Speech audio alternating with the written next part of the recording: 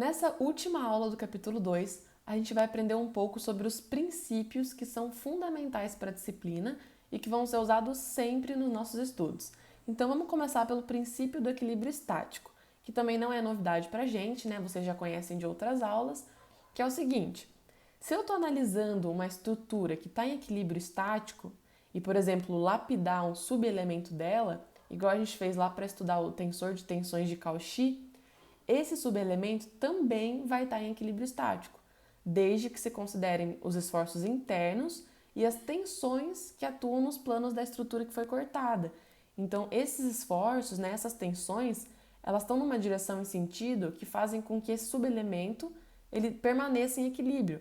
Então, lembra que as tensões, por exemplo, no tensor de tensões de Cauchy, a gente tem que as tensões tangenciais, elas estão se encontrando ou se afastando da mesma aresta, e as tensões normais, elas estão em sentidos opostos.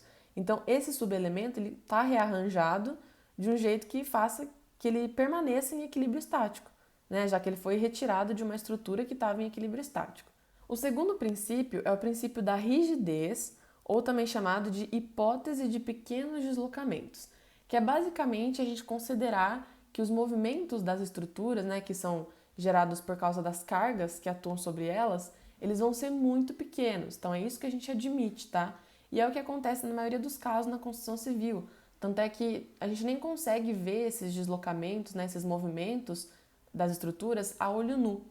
Então a própria norma técnica, ela segue o princípio da rigidez, né, dos pequenos deslocamentos. Por quê? Porque na hora de fazer um dimensionamento, a gente tem que obedecer a um limite máximo de deslocamento da estrutura. Então a geometria deformada e a geometria indeformada, elas são muito próximas. E aí, quando isso acontece, a gente pode calcular as reações, né, e fazer os diagramas dos esforços internos como se a estrutura não tivesse sido deslocada. Aqui nessa página, do lado esquerdo, tem um exemplo ilustrativo disso que eu acabei de falar. Então, repara, antes da aplicação, porque essas duas cargas aqui não foram aplicadas ainda nessa viga engastada aqui. Então, antes da aplicação dessas cargas, a estrutura está indeformada.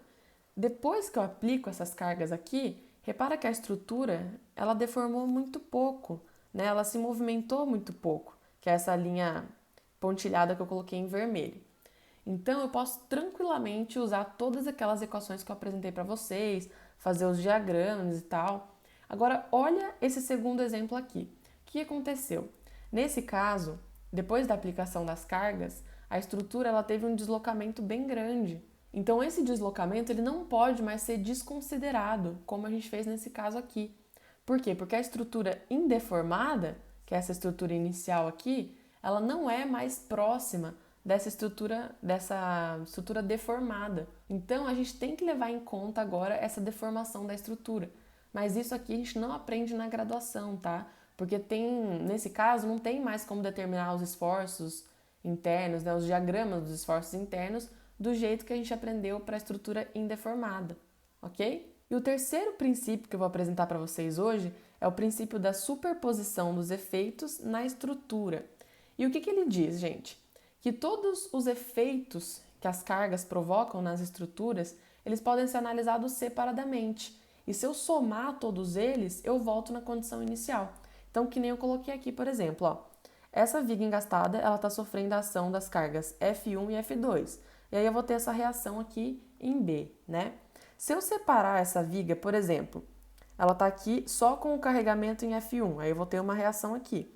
Depois, só com o carregamento em F2, com essa reação, se eu somar todos os efeitos que essas cargas geram separadamente, eu volto nessa estrutura inicial aqui, tá? Então, ó, essa flecha que é causada nessa viga engastada, por exemplo, esse YA, vai ser a soma desse YA1 pelo YA2, tá? E essa reação aqui também vai ser a soma dessas outras duas.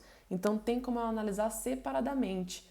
Isso pode ser usado também como uma simplificação, né, na hora de fazer essa análise. Eu separo em duas para ficar mais fácil de analisar. Isso aqui também não é novidade para a gente. Por quê? Porque foi visto lá nas equações de deformações específicas, lembra? A deformação específica total, ela vai ser a superposição dos efeitos em x, em y e em z. ou seja, a deformação em cada caso, com as tensões σx, σy e σz atuando simultaneamente. Só que aqui tem mais um detalhe desse princípio da superposição dos efeitos. Ele serve, dá pra gente usar em qualquer caso? Sempre dá pra usar? Não. Por quê? Esse princípio aqui, ele vai ser válido só se atender à lei de Hooke, então só se estiver dentro daquele comportamento elástico e linear, onde no gráfico a gente viu que é uma reta, né? E também se atender ao princípio anterior. Então, é o princípio da rigidez, né? Dos pequenos deslocamentos. Aí sim eu posso usar esse princípio da superposição dos efeitos, tá? O último princípio, para fechar a aula de hoje e também para fechar o capítulo 2, é o princípio de Saint-Venant.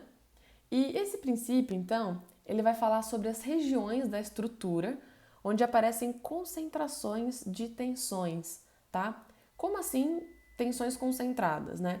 Quando a gente calcula lá a tensão por força sobre área, está sendo considerado que essa tensão ela é uniforme em qualquer ponto da estrutura.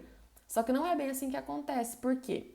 Porque algumas regiões dessa estrutura vão ter tensões concentradas, né? Tensões maiores. E qual que é a importância disso? Que justamente onde tem tensão concentrada, a chance de ruptura do material é maior. Então, como vocês podem ver aqui nesse desenho que eu fiz, tem uma estrutura com esse vazio, né, esse furo no meio, tem aqui esses apoios, tem também as cargas que estão atuando sobre essa estrutura, então tem aqui cargas distribuídas, essa carga concentrada.